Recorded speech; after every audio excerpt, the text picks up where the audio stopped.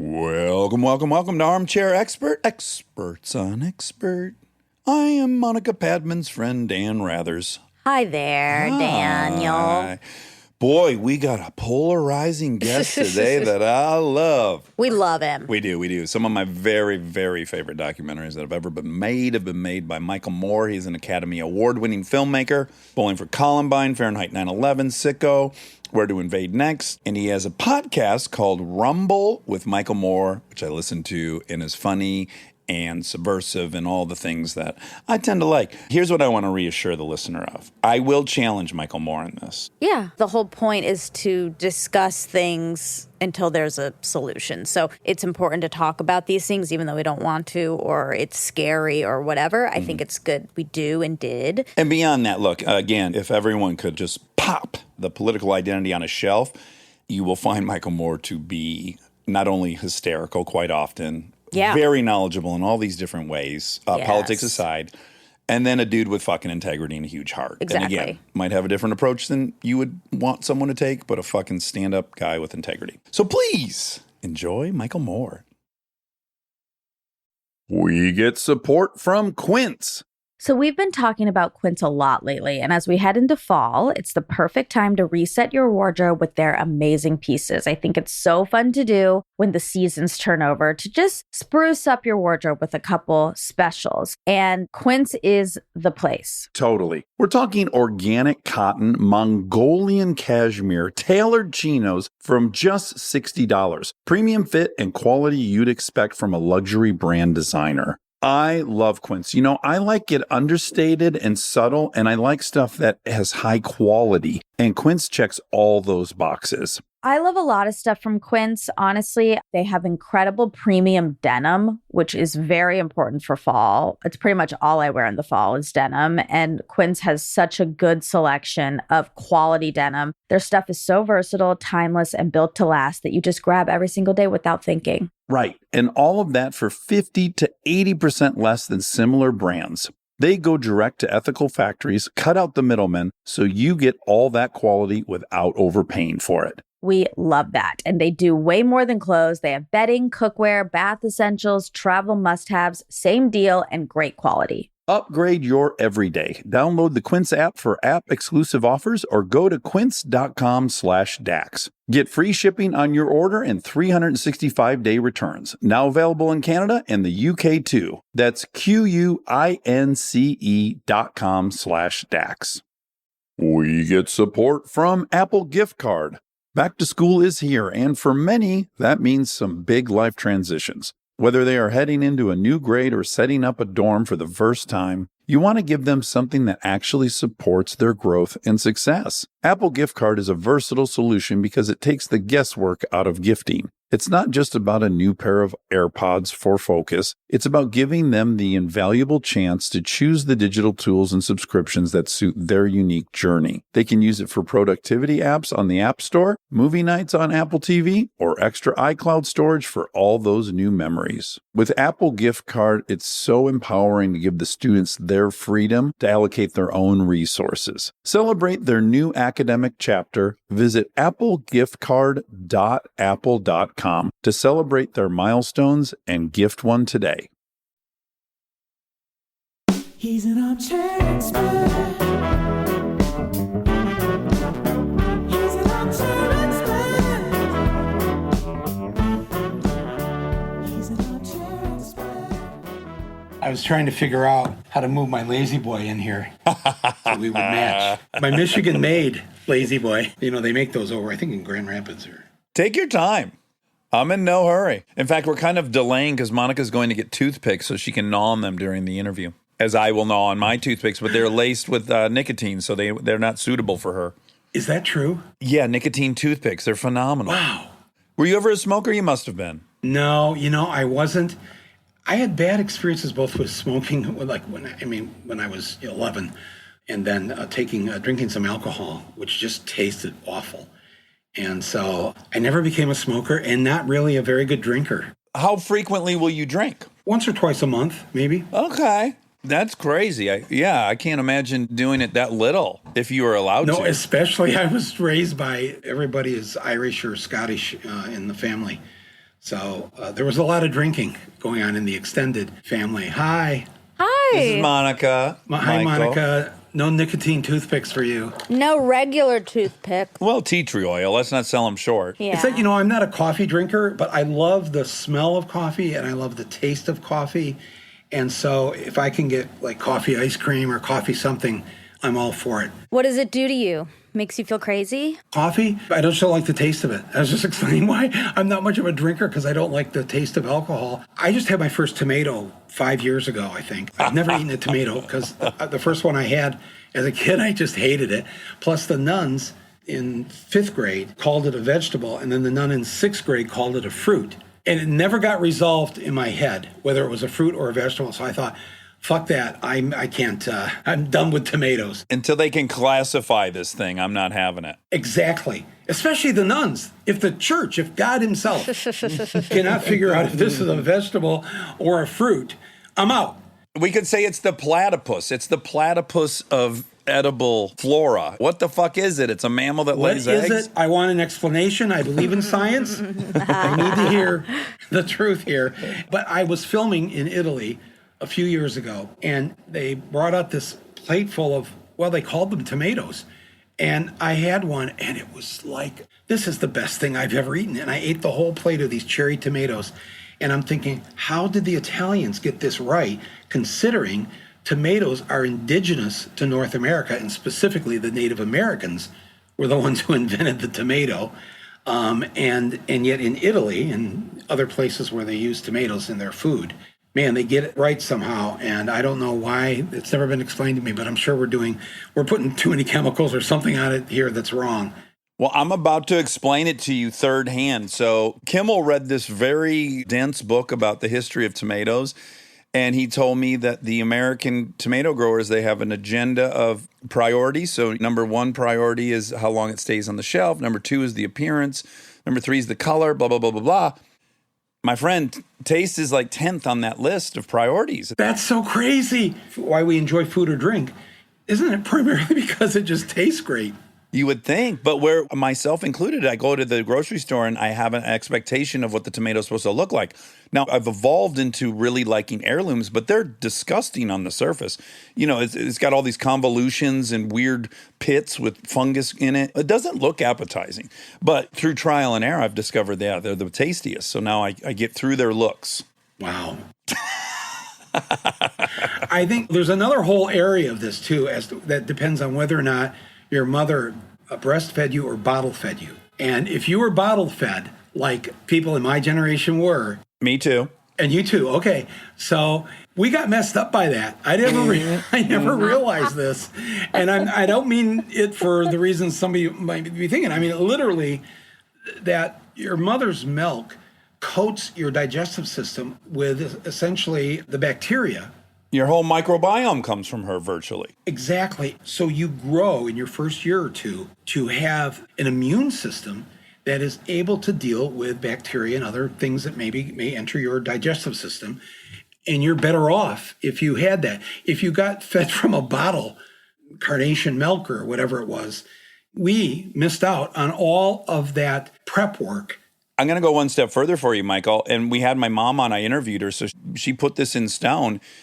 I was colic and I was bottle fed. So the Similac or the Carnation, that didn't work either. So I was on Caro syrup. Whoa. Yeah, that's what I sustained on was Caro syrup. And I often think I'm 6'3". It's conceivable I would have been like 6'5" or something. You would have been playing for the Pistons by now. Yes, I would have been on Ben Wallace's team. Yes. You and who was the center there? Lambier. Lambier. You and Lambier. You look like brothers. I know. I've heard that about vaginal birth versus C-section, like just coming through the canal. You pick up some good bacteria as well. Microbiome, yeah.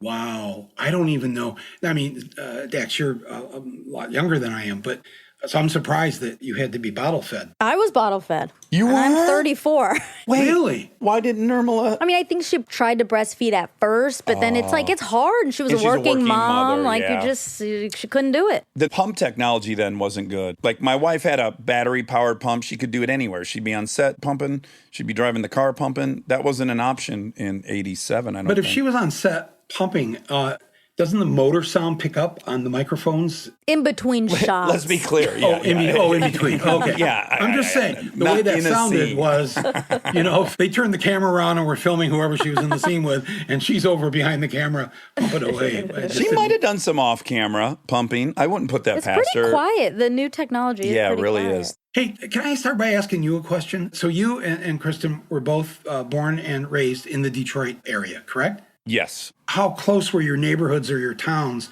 Like, where were you born and raised? Yeah, so you're going to understand this better than any other listener, which is we were born but maybe 20 miles apart as the crow flies, but what different planets we lived on. So she lived in Huntington Woods, and I grew up in Milford, which is a stone's throw from where you were at. So I grew up where it turned to farmland, basically, and she grew up in a very kind of cosmopolitan, by comparison, area. So for the listeners who, we won't put subtitles on to explain what he just said, because we have to be from Michigan.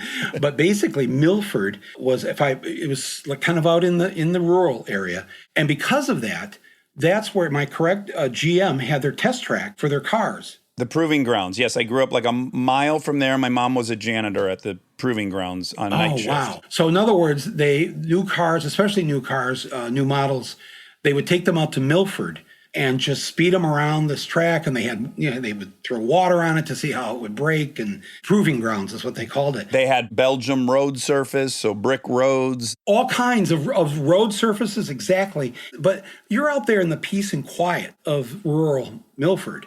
And then all of a sudden, how often a day did you have to go? No, they were meticulous when designing that facility because, as you know, that was back in an era where automotive espionage was a real thing and it was trade secrets to be protected. So all the tracks are built very far from any of the access roads. I think it might occupy 50 square miles or something really impressive. It's a huge facility. And they have, as you may know, that's restricted airspace. So you're not allowed to fly over the Proving Grounds. Yeah, they built it pretty well. And, they even had a government facility on there where they worked on the tank program. So there was also sections of the Proving Grounds where there would be tanks driving around. And yes, military vehicles, et cetera. Your mom then essentially worked for General Motors at the Proving Grounds. And what about your dad? My dad sold cars at Avis Ford on Telegraph in Southfield.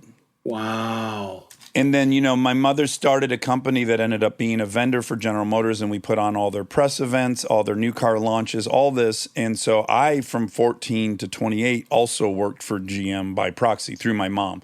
So my dad, my grandparents all worked for GM in Flint. Your mom and you, for a period of time, worked for GM. But out in Huntington Woods, Yeah. that's a different place. My memory of Huntington Woods is that it was a mix of people. But they did well. Good middle class, upper middle class people. It backs right up to the Detroit Zoo, weirdly enough. So Kristen's childhood home literally looks at the back of the lion enclosure. Now, you want to talk about someone who heard some noises. Those lions would just roar and moan all the time, and they're 40 feet away as the crow flies. That's true. But basically, 20 miles there means 20 minutes. So you grew up 20 minutes apart from each other, but you did not know each other. You did not meet each other then. No connection whatsoever. So when you first met each other, first got together, how am I doing, by the way, as your fill-in host? Is your biographer. Great interviewer. No, I'm just saying, whenever you want to take a week off from this, because I have a lazy boy just like yours. By the way, I'm going to let you do this because this is also what I do when I'm on people's shows. So, who am I to say? But how did the two of you, who grew up literally 20 minutes from each other in Michigan, meet? We were at a mutual friend's dinner party. There were 9 of us. We didn't really connect at all at that dinner party. We just observed that one another was there. And then 2 weeks later, I had gone to a Red Wings Kings game, and she had gone to a Red Wings Kings game. Obviously, both from Detroit, both loved the Red Wings. Her more than me. She was like a fanatic about it. So in some way, the Michigan thing was the reason we then ran into each other there. And there we really connected and then started dating immediately thereafter. In L.A.? In Los Angeles. She was Shrine Private School, musical theater, Tisch. I was drugs and Jack Daniels and cocaine and punk rock music and fistfights. So we would have never crossed. I hung out at St. Andrews every weekend. Let me just say that some of the very first punk concerts were at St. Andrews, because if you talk to any of the greats in punk, Clash, Sex Pistols, they will say not that the origin of this was not in London. It was in Detroit, Michigan, with Iggy Pop, Iggy and the Stooges, and MC5. MC5, they're the most, hardcore band ever. I need to pause for 1 second to say that what I'm immediately relating to you on is you have this intense love for Michigan. Yes, I do. And pride, as do I. And you're so fucking critical of it all. So I just want to point out both things can be existing simultaneously. Like, I find myself similar. Like, I absolutely fucking love Michigan. I love Detroit. I love the USA. And I got a lot of notes. Because we love it. And we love so much about kind of where we were raised and this sort of, I mean, we could spend a whole hour on this, and I'm not suggesting we do. I think because we love it so much, we can't stand to see the crap that goes on. And I don't care whether we're talking about the auto industry or the fact that this last governor allowed for the poisoning of the people in Flint, Michigan, the water system. We could just go down the whole damn list. The hardworking people at Kellogg's over in Battle Creek right now who are still on strike, who just want to be paid a fair wage. I mean, this goes up and down the state. But we're also the people. We are the state that put the country on wheels. We are the state that invented breakfast, both Kellogg's and Post. But it's also a whole bunch of things, too, in terms of just the music that we've given the world. We already mentioned the punk stuff, but everything from Madonna to Aretha to Motown. Seeger to Nugent to all the classic rock, Alice Cooper. I mean, you just go down this list. It's amazing the kind of music that Michigan has given the world. And for movies, Francis Ford Coppola, born in Detroit, comedians, Robin Williams, Lily Tomlin. Dax Shepard. And then there's Dax Shepard. Kind of waiting down the whole thing. Yeah. Hey, I'm sure you've heard this analogy, but I just heard it recently and I really like it. And it's a great way to put everything in context, I think. It was pointed out in some documentary I watched that Detroit was, in the 30s, Silicon Valley. Right. And I just think there's so many things to consider when you think of that. I have two things to say about that. You're right, because people, not just from around the country, but around the world, came to Detroit with their inventions. Chevrolet is not an American name. As a Frenchman who figured out, where am I going to build this invention? And he thought, I need to go to Detroit, Michigan, because that's where it's happening. And you could go down a whole list of things. Here's the other part of this, the thing that a lot of Michiganders don't know. We should have been, in some ways, the Silicon Valley, or at least whatever they call the Seattle area where Microsoft is. We should have been that. But because we fell apart in the 1980s, because the car companies went into disarray, by the time Obama became president, they were bankrupt. And so a lot of people left Michigan. There was a huge brain drain. People like you and Kristen. Why stay there and collapse and suffer, right? The story of humans is the story of moving to the next place. Correct. But let me tell you who also left. Larry, who invented Google. Larry, I think, was from Huntington Woods. No way. Yes. Is that possible? I'm not done. Okay. Hewlett of Hewlett and Packard was from Detroit. Oh, wow. The guy after Jack, whoever invented Twitter, geez, I should have prepared for this. We didn't realize it was going to be a Michigan history masterclass. The guy he turned it over to, who ran Twitter from 2009 to 2016, the CEO of it, was from the Detroit area. The two brothers who invented Photoshop and sold it for Adobe for $1 gazillion, both grew up in Ann Arbor. I mean, you go down the list of these people, they did not stay in Michigan. I've often said, had we taken care of Michigan back when we needed to do that, I wonder how many people wouldn't have left and would have stayed, and all of that would have been there in Michigan to provide jobs, to help the economy. But when you got out, right, you weren't thinking of, oh, I'm staying here. This place is hopping. Well, to be honest, I'm 46 and I've been here 26 years. And I got to say, it took me 3 years to drink the Kool-Aid here. I lived downtown Detroit when I left and I was very into that scene. The culture was so different. I knew how to navigate that. I did things that were cool there that were not cool here. I was a very slow adopter of this whole lifestyle. right out of the gates, obviously my industry required I come here. That's just a fact. That This is where I had to come to be a comedian. But then I got infected even more. And I'll tell you some of the ways, and again, this will sound critical of Michigan, but I want everyone to know how fucking much my heart is in Michigan. I talk about it nonstop. I love it. I'll tell you the thing that broke through for me here. When you're at the grocery store here, and there's 3 people in front of you buying groceries, they all appear to be homeless. And 2 of the 3 have created TV shows and are billionaires, and 1 is homeless. And the cashier, because of this simple fact of the city, treats all of them the same. And I fucking love that. There's something unique out here that you don't know who's who. Now, I find Michigan to have a lot more status indicators. How you dress is very prescribed at a certain socioeconomic class.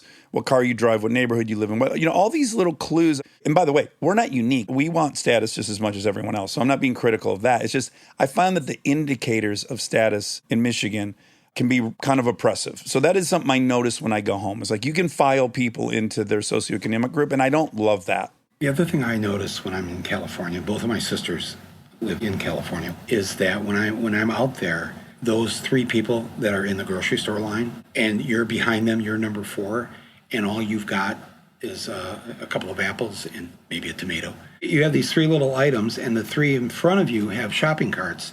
They will turn, if they turn and they see you with just 3 items, they will invite you to step in front of them and go up to the counter first so that you don't have to stand and wait behind them.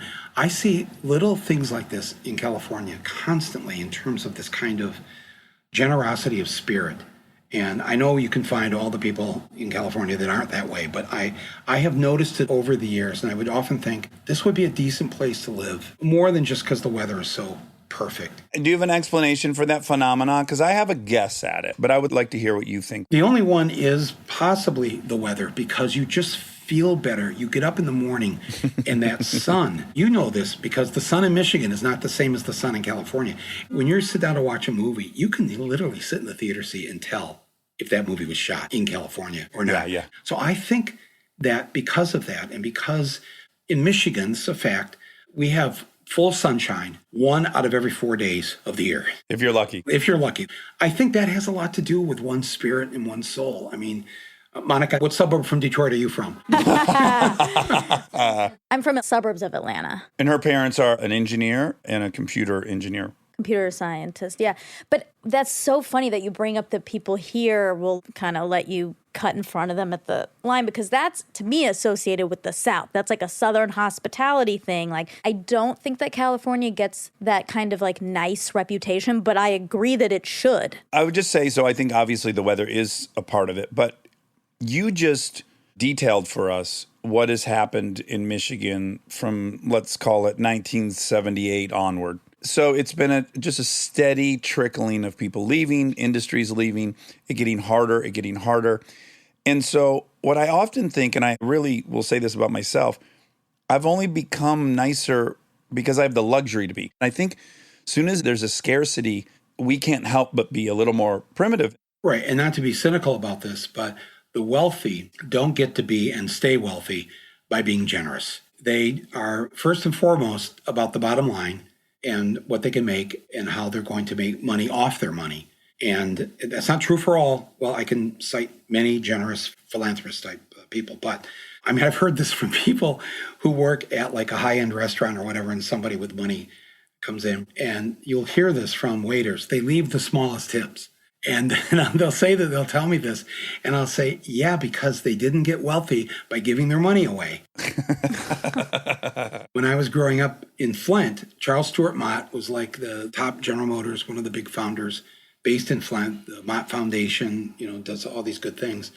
But he was famous for, I remember hearing this story like as a little kid, that the wealthiest man in Flint always left a 10-cent tip. Oh, Jesus. Ugh.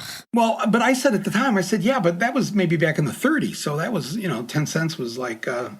I don't know. Yeah. So I started to think back then that, yeah, this is kind of how the system works. So if I ever get to that place, I got to make sure that I am the opposite of that and do whatever I can with what blessings I have to make things a better place. But surely in your life, you start writing for a paper at U of M, then you write for a small paper in Flint, and then you come out and you write for a bigger paper out here, and then you're unceremoniously let go, and then you take that money and then you do Roger and Me. Now, I have to imagine in all those phases I just named, you probably weren't actively extending your hand below you to help everyone around you, but certainly as you became someone with capital in all the ways one can have capital, I bet your generosity increased. Like you weren't so focused on your own survival that you could reach your hand out. I did do that. The first time I made any of what you would call the big money, I sold my first film, Roger and Me, to Warner Brothers for $3 million. At that time, I was on Michigan unemployment. But the guys back in Flint, the guys who were still working on the assembly line or whatever, they were all so happy that one of us scored, because none of us were ever supposed to score anything like that. But right away, I said that what I'm going to do with the $3 million is I'm going to pay my taxes. So there goes $1 million right there. $2 million left. I said $1 million of it goes for me and $1 million for the other guy. And so I set up a foundation, and I did a number of things with it. First thing I did in my deal with Warner Brothers, it was between them and Universal and Miramax at the time. And none of them would really listen to me except Warner Brothers in terms of what I really wanted.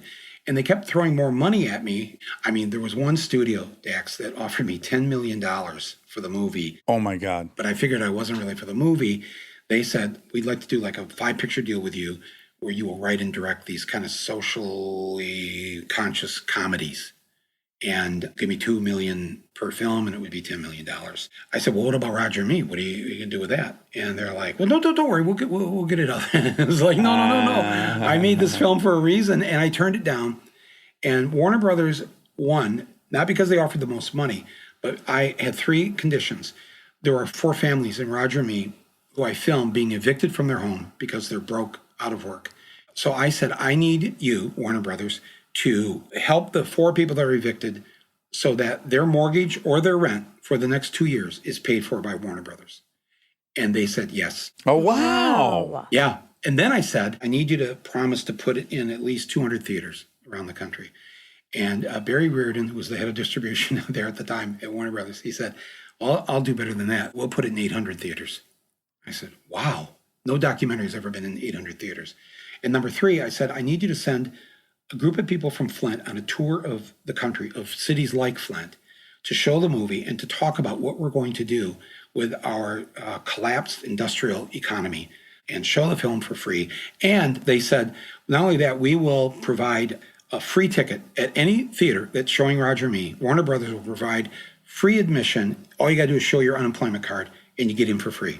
Oh, wow. Wow. They ended up putting it in 1,400 theaters. They were the best, and I'm so glad I went with them.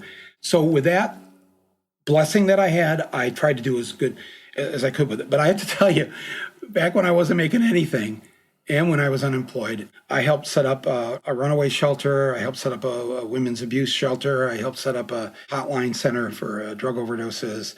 I did all of this, oftentimes with not being paid anything for it, sometimes being paid a little bit. But I just did it because I thought it was the right thing to do. Stay tuned for more Armchair Expert, if you dare. We are supported by Auto Trader.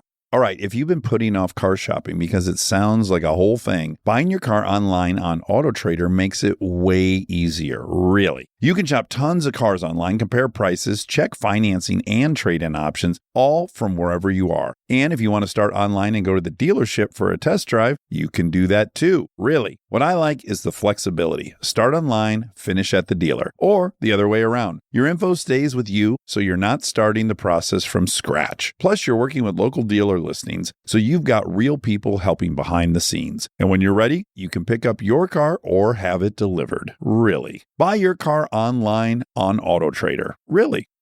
This episode is sponsored by BetterHelp. You've heard us talk about BetterHelp for a while, but I don't know that we've ever talked about how much people love this service when they use it. BetterHelp has an average live therapy session rating of 4.9 out of 5 based on over 1.7 million client session reviews. And you can check out the reviews yourself at betterhelp.com/reviews to see how much they love BetterHelp. Knowing that kind of service feedback from real people speaks for itself. I'm a huge proponent of therapy, as we've talked about before. I've learned so many things about myself that I believe truly only an outside objective person could help me come to. BetterHelp makes it easy to get started. Answer a few questions, get matched with a therapist based on your needs, and switch therapists at any time if it's not the right fit. See the reviews, see what stands out, and see if BetterHelp is right for you. Visit betterhelp.com/Dax. That's betterhelp.com/Dax. Thank you to our presenting sponsor, HP, for supporting this episode. Parents, you've got enough on your back to school list right now. Ink cartridges do not need to be on it. They just don't. The HP Smart Tank printer uses a refillable ink tank and comes with up to 3 years of ink included. It's the last printer you'll ever need. To learn more, search HP Smart Tank. This episode is supported by Helix. All right, let's talk about something we both really care deeply about: sleep. It's the most important thing. I've had my Helix mattress for years now, and I genuinely think it's one of the best investments you can make for your home. Mine still feels just like it did when I first got it. Well, that's the thing. It's not one of those mattresses that caves in after 6 months. These things are built to last. And I'm a side sleeper. I ordered a side sleeper and I get hot, so I have cooling. And I can't tell you how much more comfortable it is to be in there, not sweating and tossing and turning. Cooling is really important. I've read that you're supposed to sleep a little bit cold. Mm-hmm. So I also have cooling. And they have over 20 models, so it's not a one-size-fits-all situation. You just go take their quiz and they match you to what actually works for your body. Plus, they've got cooling upgrades, which heading into summer, non-negotiable. Truly. Go to helixsleep.com/armchair for 20% off. That's helixsleep.com/armchair for 20% off. Make sure you enter our show name after checkout so they know we sent you. helixsleep.com/armchair.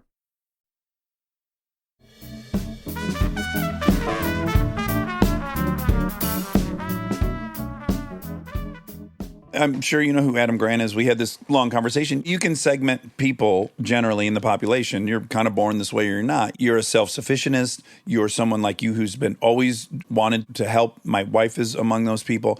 I'm not that way, right? So I'm speaking to the people that are like me who aren't inclined to give away something before they're taken care of. So only through a ton of personal safety have I been able to do that. And so I have to imagine there's a lot of people like me that would love to be more kind-spirited, but they feel like they're drowning, I know that. And in fact, I was thinking just before we started, I'd much rather speak to you because of how you just described yourself than to Kristen, because she's really kind of already there. Yeah, for sure. It's much better that you and I have this conversation because I think, and we don't know each other personally and watched you over the years, and I think that you're a one-of-a-kind person. You could be actually a voice. I'm not saying you have to lead some movement or whatever, but you are closer to representing what this country is, what it's about, the working people of this country. This is where you come from, and this is who you are, and your voice. Those of us who grew up like this, like you, know you. And even though we don't know you, do you know what I'm getting at here? I do. But let me ask you this, because this will be part of our larger conversation, which I am so excited to have with you. By the way, I need to say, I adore you. I think you should know that. I fucking adore you. I got to give you 2 seconds. Roger and Me came out, and you were enemy number 1 in Detroit. I never even thought to see that fucking movie, Roger and Me. Wow. Never thought to see it. And by the way, I was pro-gay rights as a kid. I was anti-racist as a kid. I was as liberal as you get being from Oakland County, and still, I shan't ever watch that movie. I moved to California, couple years out here. My girlfriend Bree's like, everyone loves this movie. Let's rent this movie. And I'm like, okay, let's get through it. And I mean, just loved it. Literally called my mom and said, we missed the train here. You got to watch this movie. I was in a bubble whose bread and butter was the auto industry. So being critical of it was not welcomed. I mean, it's rare that I would have ever had this experience with a filmmaker. I'm not caught in any kind of snare like that being from Detroit other than yours. And so I just watched that and I was immediately a huge fan. I loved it. And I've loved so many of your things since. We must talk about who to invade next at some point in this. But at any rate, something I might disagree with you on is, so my wife is very much a liberal and a progressive in the conventional sense that she cares about the masses and she cares about our society. And that is tremendous value. I don't think anyone's arguing that value. So I'm in AA and I work with tons of individuals. Now, it's not within my bandwidth to try to tackle alcoholism. It's just not how I'm wired. I'm wired about one alcoholic calls me. Yeah, where do you want to meet? Let's go to a meeting. I'm there. And I think that's okay. It's not only okay, it's an amazing thing that you do that. Amazing. We are a better world because you do that. And it is the individual acts that are going to save us or break us. And now, if I were just to give you a quick quiz on where do you stand on this, that, or other, but you would give essentially the liberal, left, democratic position on most things. If women are working the same job as a man, should she be paid the same as a man? Absolutely not.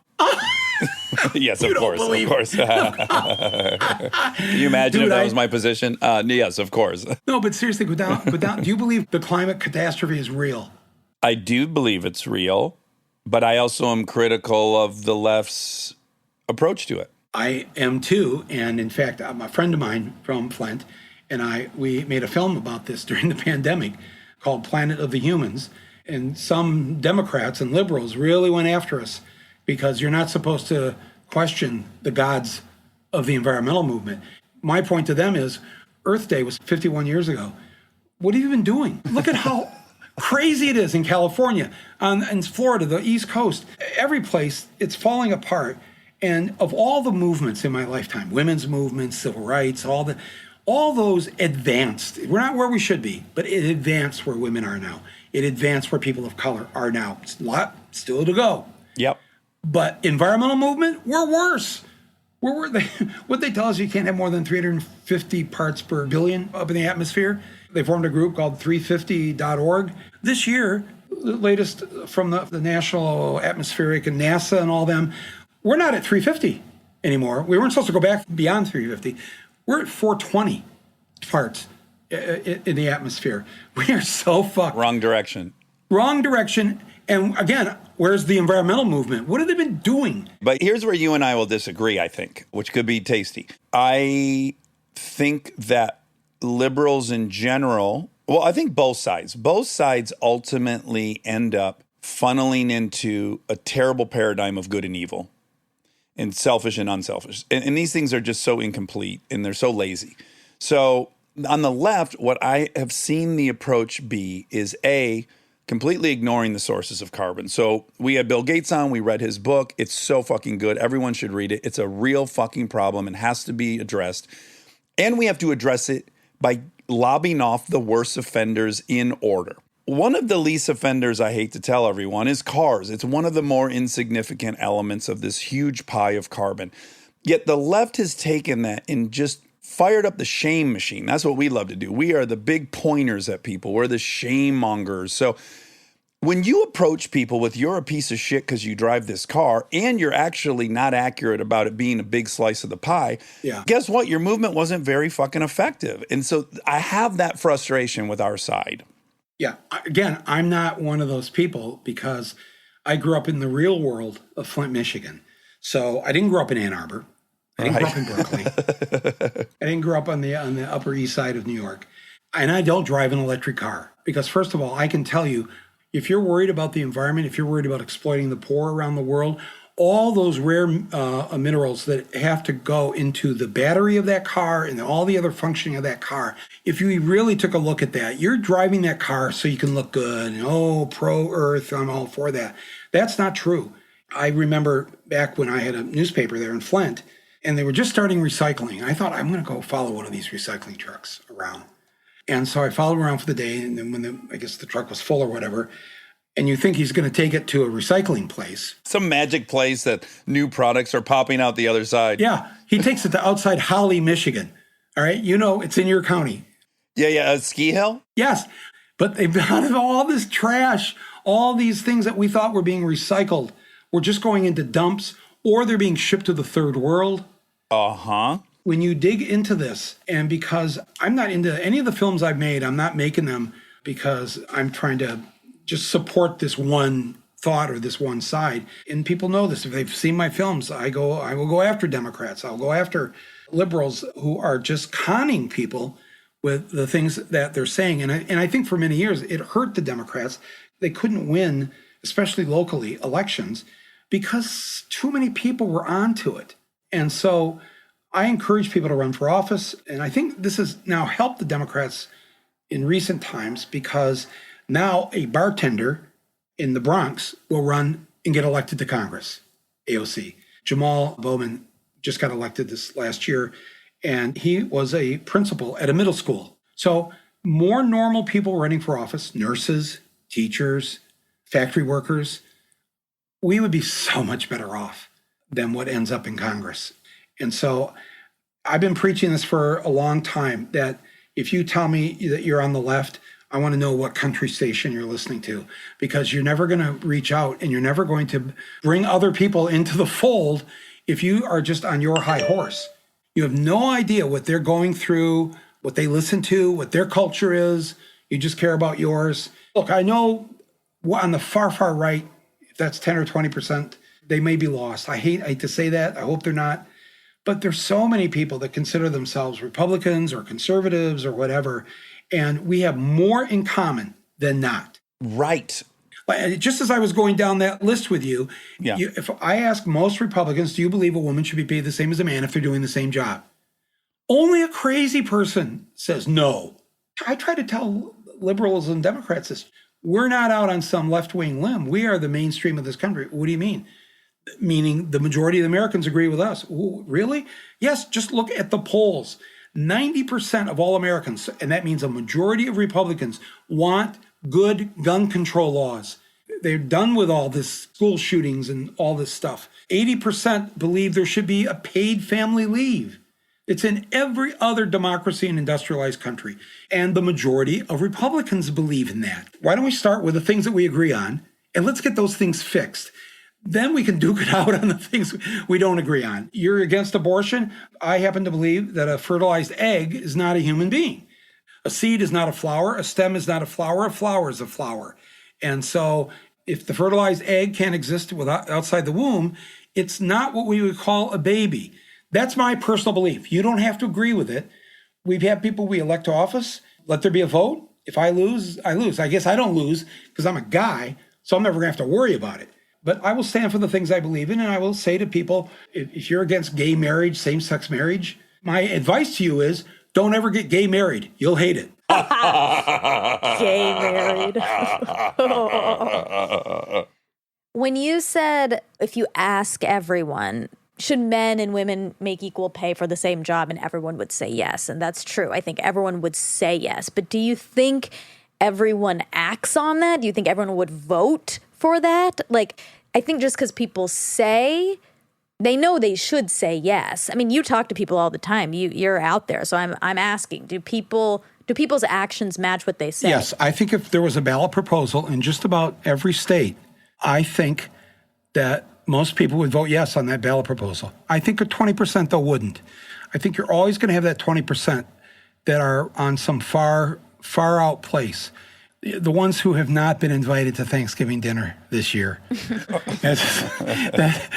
Everybody had a year off from Uncle Bud being at the table. So I don't know what people are doing now. No, I do believe that. Now, when you say, will they go out and work for it? No, most people don't want to do that. Most people think if you vote, that's enough. And you know what? I don't think it's enough, but I'm so happy if that's all you do, you're being a good American. There are still, even with the huge turnout that we had in the 2020 election, there's still 90 million plus American adults who did not vote. And it's like, God, people died for this right. But I understand why people don't vote, because what do they get for it? What are these politicians doing to make this better for everybody? And it looks kind of hopeless sometimes. I think if you're African American, if you're black, why has the Voting Rights Act not been renewed? It's so simple. So I get why people don't vote. I encourage people to run for office. I ran for office right when they lowered the voting age from 21 to 18. You were the youngest government point ever. Oh my gosh. Isn't that crazy? I didn't know that. Wow. Yeah, it was right after they lowered the voting age. And that day, I came home from high school. I was a senior in high school. And back then you had to have your shirt tucked in, or they gave you the swats or the paddle. The assistant principal would walk around this big wood board. Moore, get over here. Your shirt's not tucked in. Oh, sorry. I tucked it right in. Bend over. Oh, no. It was right in the cafeteria, too. There's 500 students in the cafeteria. No, please don't do this here. I got home, man. My butt was so sore. I picked up the Flint newspaper. It had just arrived. And it said, school board president retiring, election in June to replace him. And I started thinking, well, wait, the school board, that's the boss of the principal, the assistant principal. It's above. Yeah, you've gone over his head. I called up the city clerk and I said, I just saw in the paper that there's going to be a school board election in June. How old do you have to be to run for school board? The guy on the phone goes, 18. Oh, wow. But then right away I started thinking, oh my God, I got to get thousands of signatures. It's going to cost me thousands of dollars. Oh, so what do I got to do to get, if I'm 18 to get on the ballot? And he's looking, he says, you need 20 signatures on a petition. 20. Wow. That's it? And I'd be on the ballot? And my first thought was, I know 20 stoners that would sign anything I put in front of them. Sure. And that's what I would, next day I went and got the petition, and I just, all through all the school day, I'm just going, hey, Jerry, could you sign this? Yeah, man, sure. For you, Mike, anything. And I got 20 people to sign it. I got on the ballot. I came in first place, mainly because 6 other adults, older adults, were so horrified that this long-haired hippie was running for the school board. They got petitions and they ran against me, not understanding that they were going to split the older adult votes 6 different ways. And I won with what's called a plurality, came in first place. And my goal was fire that assistant principal. By the end of the first year, I had convinced 4 of the 7, a majority of the school board, to fire that guy that a year earlier had given me the paddle in front of 500 students. And it was like, here I am, 18, I'm thinking, this is how easy government is? Man, what else can I do? Yeah, no kidding. That could have been falsely encouraging.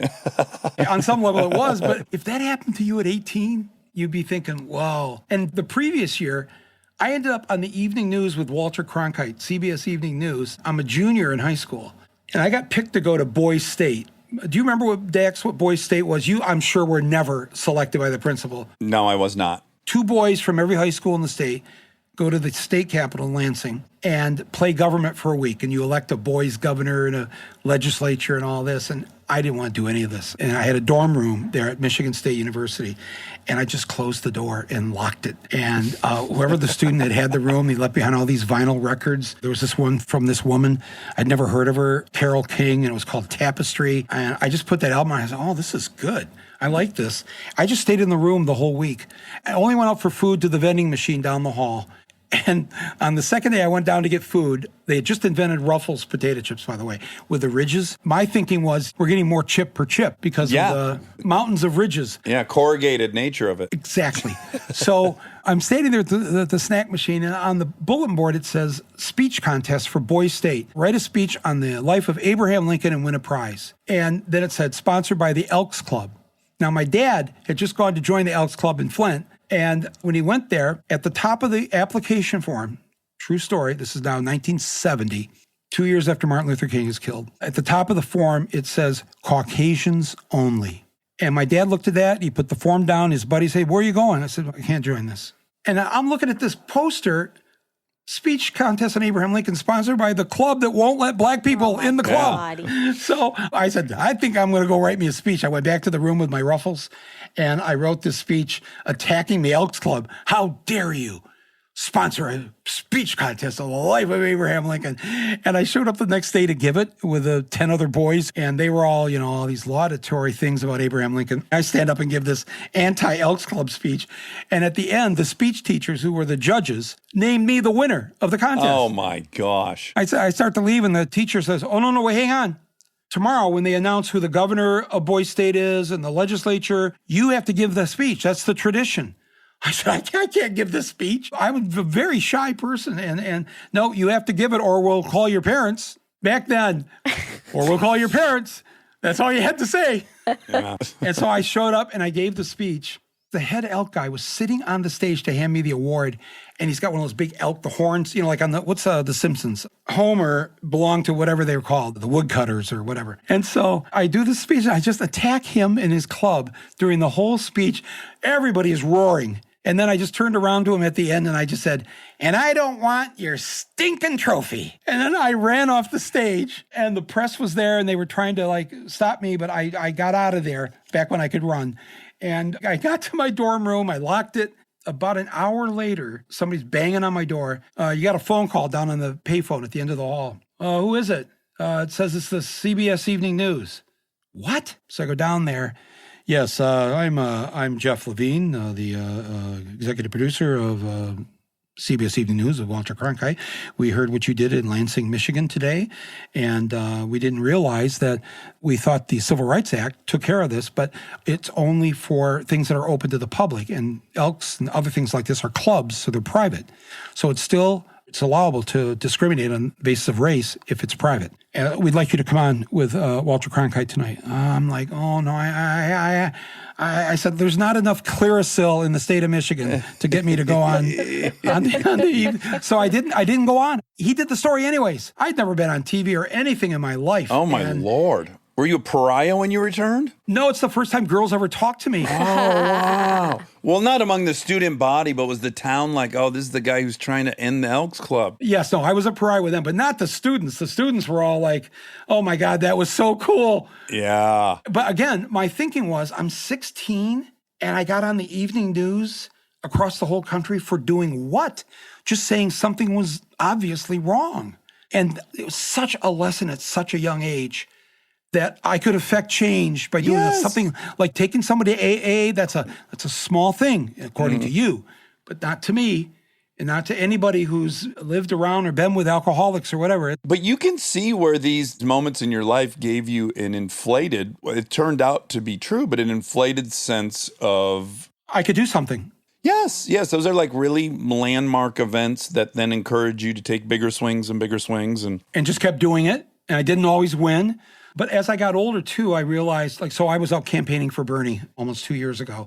And yet, as a Bernie voter, twice, in fact, I helped campaign for him the very first time he got elected to Congress in 1990. I have to say, having not voted for Biden, that I have been so moved by the things that he cares about, the things that he's tried to get done, the little things that have been forgotten because we're all in the midst of yelling about this infrastructure bill or whatever. But a few months ago, he forgave the student debt of every American who is disabled, just gone with a stroke of the pen. And I've never seen anything on the news about this. I read it in a small, the jump page on A14 on the paper, but it just didn't get any attention. And he's done so many things like that. And I think that he has a deep moral core. I think his son's death completely moved him. And now he's like, what can we do to make it better for women, for single moms?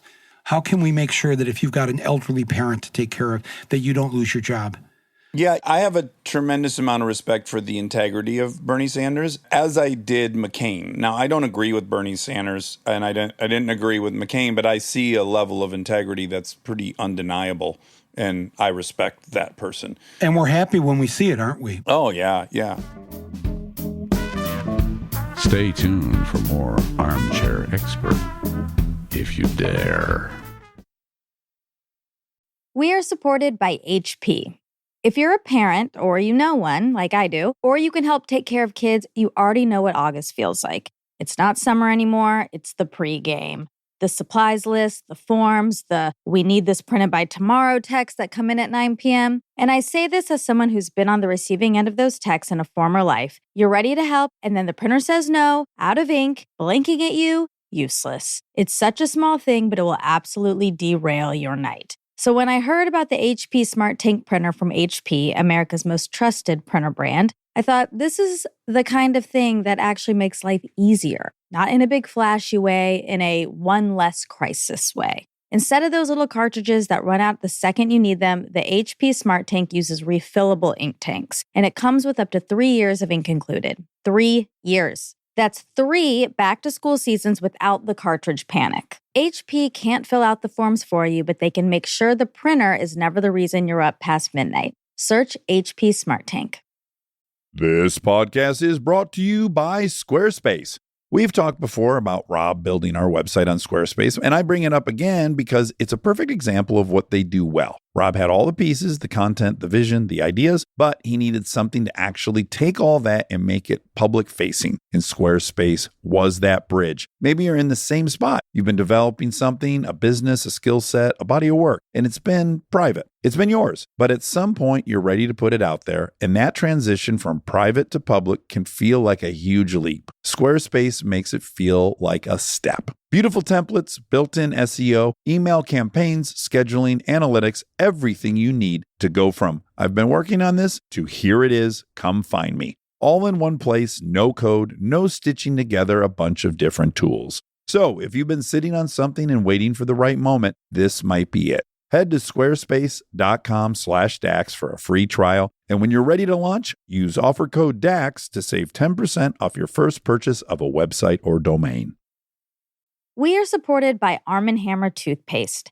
I feel like so many parts of our lives have gotten a little overcomplicated, including toothpaste. There's always some new ingredient, new promise, new thing you're supposed to suddenly care about. Arm & Hammer baking soda toothpaste keeps it simple. Powered by baking soda, a time-tested ingredient you already know and trust for a clean you can actually feel. It removes up to 3 times more plaque in hard-to-reach areas compared to a leading toothpaste, and it gently whitens. And if you hear baking soda and think, wait, is that gentle enough? Arm & Hammer is actually a less abrasive toothpaste, and it is designed to protect enamel. Myth busted. It's also the #1 dentist-recommended baking soda toothpaste. I am a broken record on Arm & Hammer toothpaste. I love it. I've been using it for years and years. My dad first introduced it to me, and I've never gone back. I've also gotten a lot of people on it, and once you go to Arm & Hammer, you won't regret it. My personal favorite is the Arm & Hammer PeroxyCare toothpaste. It improves gum health while gently removing plaque and surface stains, but also just my mouth feels so clean after. They have so many. They have advanced white toothpaste, which is great. I also use that. Complete Care toothpaste. Everything is perfect. Try Arm & Hammer toothpaste to taste the difference. Feel the difference. Shop at your favorite retailer between August 2nd and August 15th to save $1.50. Arm & Hammer baking soda toothpaste. Save $1.50 August 2nd through 15th.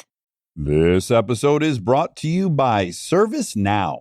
Look, I have my dream job. I get to talk to folks I admire like crazy and ask them virtually any question that I want to. I can't imagine a better way to spend my time. But even dream jobs have some not so dreamy parts, the stuff that gets in the way of the actual work. Now, that's where ServiceNow's AI specialists come in. They don't just tell you what you should do about your busy work. They actually do it, start to finish. Cases closed, requests handled, no extra work for you. So you and your team can focus on what matters most, which for me is, are they obsessed with male bodies on the same level as I am? They never are. To learn how to put AI to work for people, visit servicenow.com.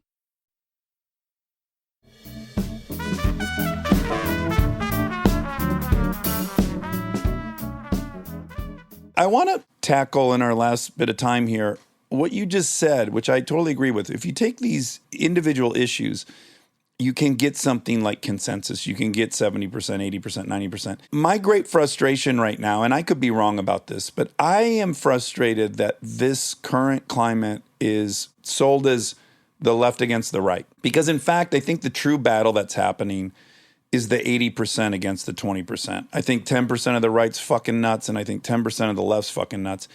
And the enemy is the 10% on both shoulders. That's what's infuriating me. And I think we've been completely hijacked by that 10%. And I think they're yelling with bullhorns these issues that are very divisive, that we're never going to find a compromise on. And they're just getting further and further away from the things that could be pragmatic and productive. And I wonder, first of all, do you agree with that? And then secondly, what role do you play in that?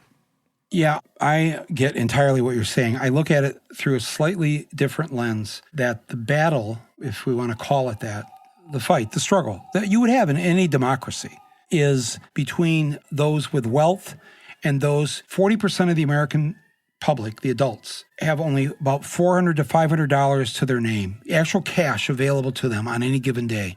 This is, I'll send you this article, this investigation, that almost the majority of Americans, if a loved one across the country died tonight, they don't have the money to buy a plane ticket to go to the funeral. This is awful in the richest country on the planet, that we have this kind of disparity between those who have the money to do that and those who don't have the money. And when people they ask me about the working class all the time, or I'm introduced as this person who grew up in the working class and all that, the truth is, and this is where, to get to your point about what is the divide here, the truth is that now The majority of the working class in this country are women. They're the lowest paid, not the men. I mean, there are a lot of working class men, but women make up the majority of the working class, and people of color, women of color. The average, when you hear the word working class now, you need to think of a 35-year-old woman who is African-American or Hispanic. Than the guy with oil on his face coming out of the plant. Exactly. Not that he isn't working class, and not to take anything away from the guys who are listening, but we all need to realize more that we are in the same boat. And we need to take a look at what we call capitalism. And it's not what it used to be. And we have got to believe, whatever religion you grew up in, whether it was you were Catholic or Baptist or Jewish or Muslim, Hindu, they all have the same concept of we are all equal in God's eyes, and we all must have a seat at the table, and everyone gets a slice of the pie. And I realize not everybody's going to get the same size slice, but everybody gets a slice of the pie, and everybody gets a seat at that table. We are not a true democracy unless we make that happen. One of my frustrations, and I can already tell you the counterpoint to this, but one of my frustrations is, you brought one up, abortion. So abortion is one of, unfortunately, the only issues that we have out there that really a compromise seems impossible. What's the compromise? Well, I have one, but I'm afraid I'll get attacked by the left. Say what, because let me have a chance to answer it. You should say it. Okay. Just like I think we are critical of the right when they use the Second Amendment written in the 1700s about muskets, and we point out quite clearly, obviously, they didn't have ARs then, okay? Can I just interrupt you and say that they didn't have bullets when they wrote the Second Amendment, but actual bullets. That was Samuel Colt in the 1820s. Right. So all three of us would be in agreement that they're being very, for lack of a better term, lazy about what has happened since that was written and where we're at now. They don't want to at all incorporate what's happened. And that's frustrating. And this is, I'm going to get killed, but I will say, we're arguing about Roe v. Wade, and we're arguing about it in an era where the only option was to take the baby out through abortion. And we are protecting that method so much now with a religiosity that I think has missed out on the fact that we have the morning after pill. We have a pill you can take the morning after you have sex that will terminate any potential pregnancy. So I don't know why our side isn't giving at all. I don't know. I think our movement should be, we have a technology now that probably makes this debate much less heated. So what we're asking for is that that morning after pill be available everywhere, absolutely everywhere, for free, no questions asked. You go into the school, nurse, all you say is, I need this. No one asks a fucking thing. That should make the right kind of happy. The left still has our thing. You shouldn't have an unwanted pregnancy. But see, I see our lack of acknowledging there's been a technological improvement on this. Now, again, there are cases. I'm not saying there's not cases, but I do think we must suggest, okay, what if we all agree to first-term abortions? Like morning after pill number 1, that's our line of defense. We agree, but you're going to have to give, and that thing's got to be everywhere.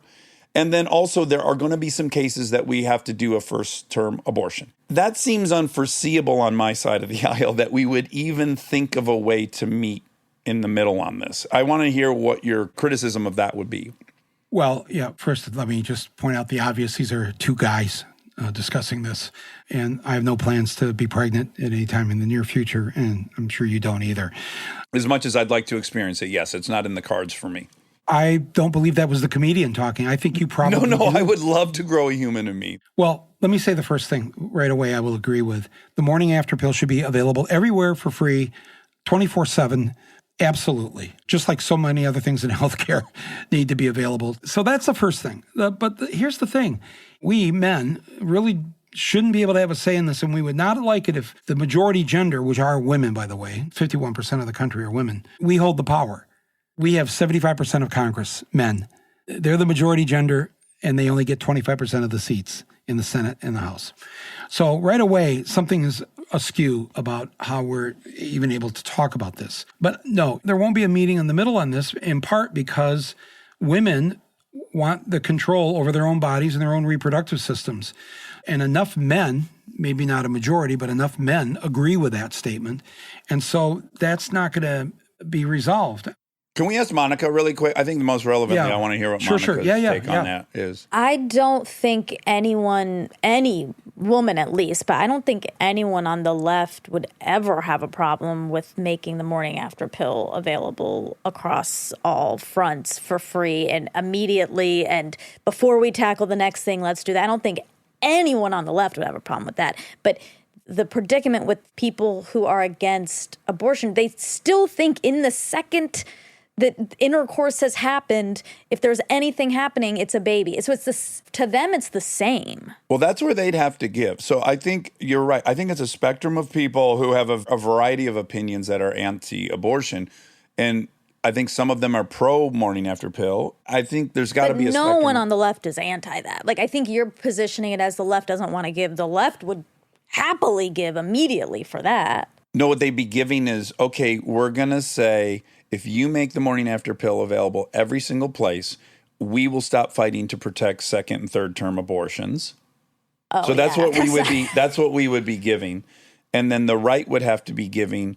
Okay, in order to get that, we're going to support the morning after pill being everywhere. Like, I'm just saying what could potentially be a compromise in a seemingly. Can I say something here? Yes, please. How about, let's say we lived in a death penalty state, which you do actually in California, even though it's suspended by the current governor.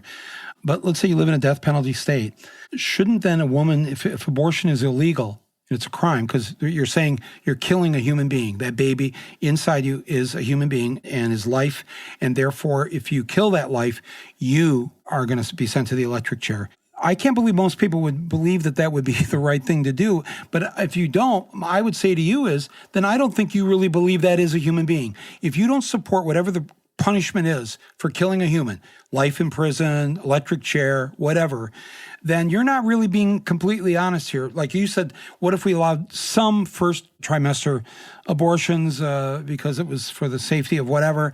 Person didn't know that they were unconscious, they were raped, they had no idea they had sex. There's certainly situations. Think about the gray area there already. If you believe the fetus is a human being, then you can't kill that fetus because the woman was raped or the woman, you can't split hairs like that. You have to either say that's a human being and that has to live. No matter how it was conceived, it has to live. If you don't believe that, then I know you don't really believe that fetus is a human being. And you need to knock the crap off here.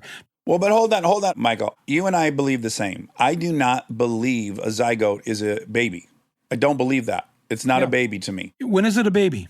When it comes out. Yes, when it can live outside the womb of the mother. But I do understand people think that's a baby. And I know how I feel about killing a baby that just came out. I know how I feel about infanticide. So if I believe that's a baby, I have to know how they feel. I'm saying you don't actually get to believe that. My point is that Draymond believes that the sun revolves around the earth.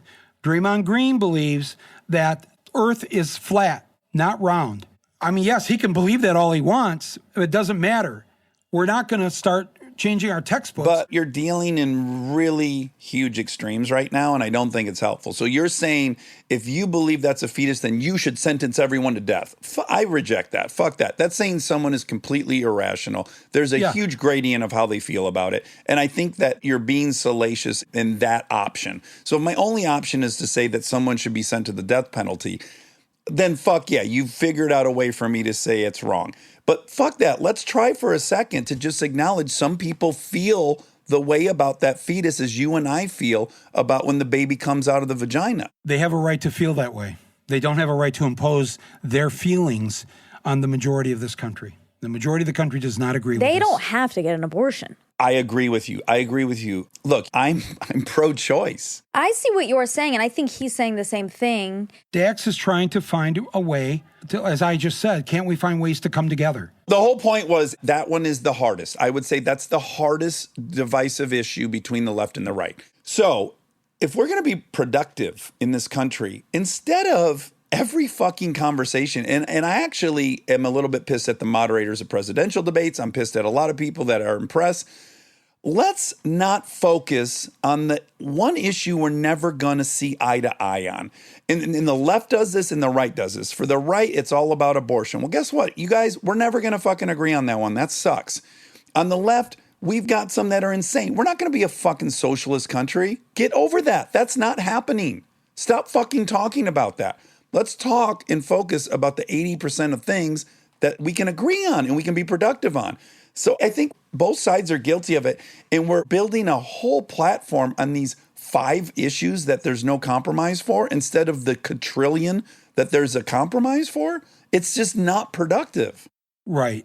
But on the issue of socialism, whatever you want to call it, the majority of the country believes in Social Security. It is a socialism product, but we don't have any state-owned businesses, and we're not going to have any. Well, the state is the largest landowner in the country, number one. They provide offshore drilling, as you know, there in California and up in Alaska. The government does actually own a lot of things. And for a while, President Obama was the de facto CEO of General Motors and Chrysler when they went belly up in 2008, 2009. So there are many things that we decided the government actually would do a better job of. And there are some things, for instance, maybe the government should not be in the business of building cars. But I wrote to Obama when he was the de facto head of General Motors, and I said, this is a great moment where this thing, the car, which we all need, this is a great time, though, to have a discussion about transportation. And why can't we in Detroit and Flint build trains? Why can't we build light rail trains? Why can't we do this and let the government not own it necessarily, but be in charge of saying this is what you've got to do if we're going to be now in charge of transportation? I just think we have a lot of opportunities to behave like we the people. That's who we are. That's our first 3 words of our Constitution, we the people. What if we had more of a say in these things? And what if we took care better of each other? Wouldn't we be better off? Don't get into, it doesn't matter if it's socialism or not, so whatever name you want to put on it. It's just that we should be taking care of each other better. I think that's what Biden is trying to do. And I don't know, work more toward those ends. But I hear your frustration.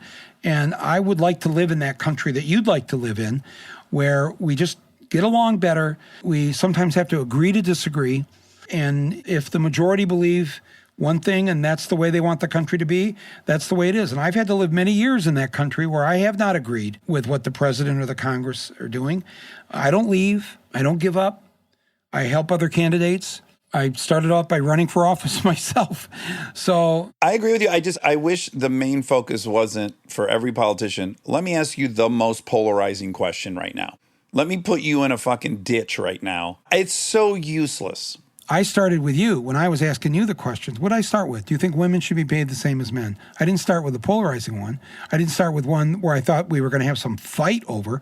No, you and I agree. And we could go down that list. You and I agree. There's something wrong with the climate here. We should fix it. Yeah. And by the way, I bet we'd agree all the way down to the list till we got to number 1,000. And you think the spectrum should be a little more socialist, and I think it should be a little more capitalist. I mean, the mountain would be things we agree upon. Right. But if we start every conversation and we identify with the most polarizing issue, we can't ever see that mountain of overlap. Right.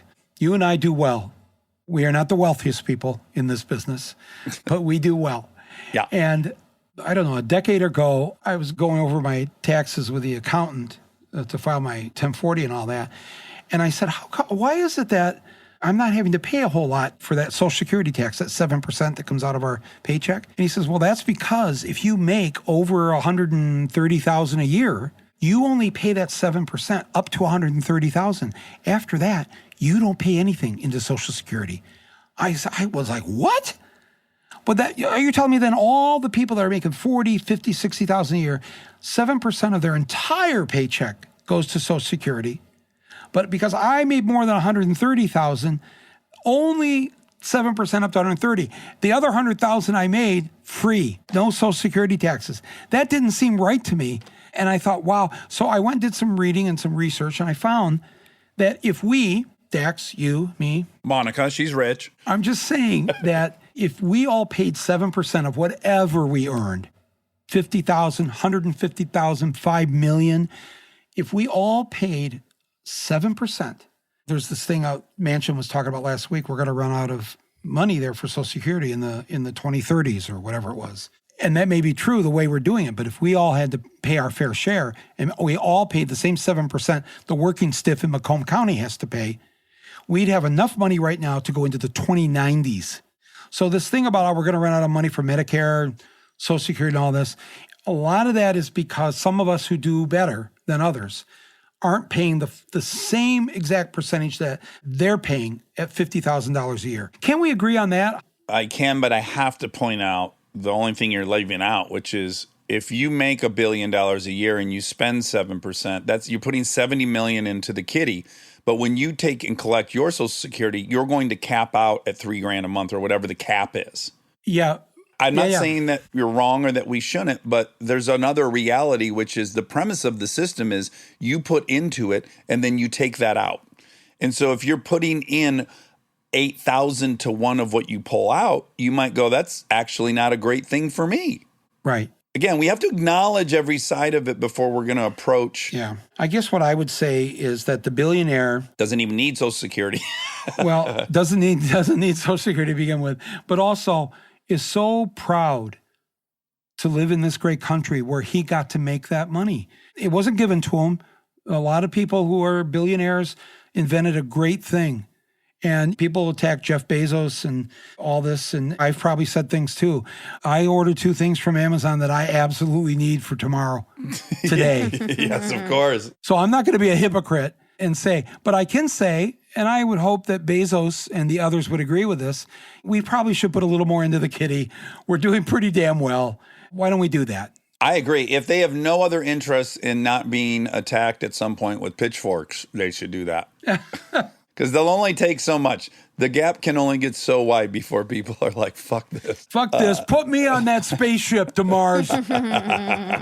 Michael Moore, I adore you. I sincerely adore you. I also just have to say, I probably quote Where to Invade Next more than any movie I've seen in the last 30 years. It comes up non-stop. That was such a fun exploration. And one of my great frustrations is the arrogance by which you wouldn't look at other places, see what they've tried that's worked, and then take it. It's crazy to me. So I loved that movie. I hope everyone watches it. And I also want to remind everyone, all the thoughtfulness and intelligence and storytelling you heard just now is available on Rumble, your podcast. Just think of the old Outsiders parking lot fight, Rumble in the classic sense. And then also you have a newsletter, Substack. And I do have a quick question about that. So your podcast is going wonderfully. You have millions and millions of downloads. You must be having fun doing that, as we just had fun. Yeah, we love to chat. Why do Substack? Is it a way to follow more the trail? No, I'm a writer, and Substack is for writers. And I have these thoughts and ideas, and I just say, I don't want to do a 280 character tweet. This needs just a little bit more attention to it.